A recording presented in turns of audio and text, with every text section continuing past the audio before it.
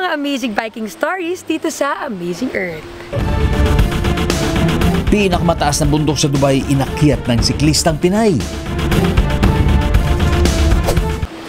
Mga ka-amazing, ito ang isang malupit na biking adventure sa disyerto. Oh my God! Isang Pinay runner na tubong Urdaneta City, si Gay Paris. First lap ko ang running, tapos gusto ko siyang dagdagan into duathlon. So ang goal ko is to join duathlon, kaya bumili ako ng bike before pandemic. Marami-rami na rin siyang naikot na lugar sa norte.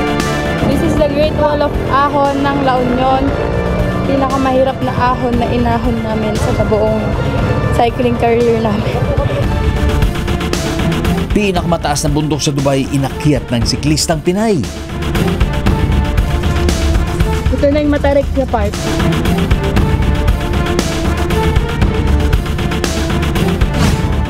Dalawang taon nang nagtatrabaho si Gay Paris sa isang ospital sa Abu Dhabi bilang physiotherapist. Si Gay Paris ang siklista Pilipina ng Pangasinan sa UAE na ngayon. Sa UAE po, ang favorite road ko is sa Jebel Hafid. This is the second highest mountain in United Arab Emirates. Bawat challenge ay itinuturing ni Gay na isang adventure.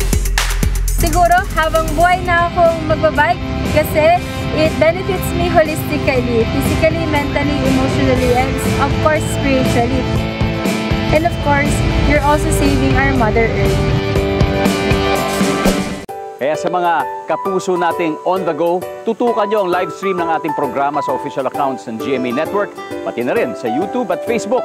At mag-comment din kayo sa ating mga kwentong amazing.